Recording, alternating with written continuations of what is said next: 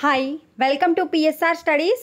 ఈరోజు Telangana ICET special phase counselling అంటే third phase counselling కోసం వెయిట్ చేస్తున్న స్టూడెంట్స్కి వచ్చేసి గుడ్ న్యూస్ అండి.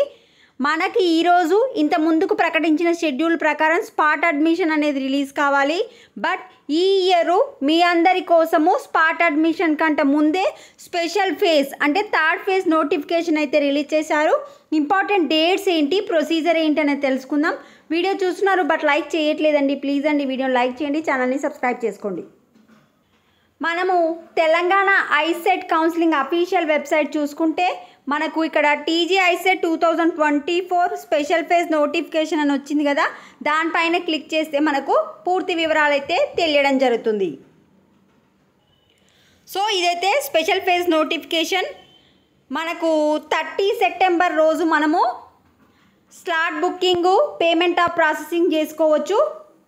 సో ఫస్ట్ రోజు వచ్చేసి ఆల్రెడీ స్లాట్ బుక్ చేసుకున్న క్యాండిడేట్స్ వచ్చేసి సర్టిఫికేట్ వెరిఫికేషన్కి వెళ్ళాలి.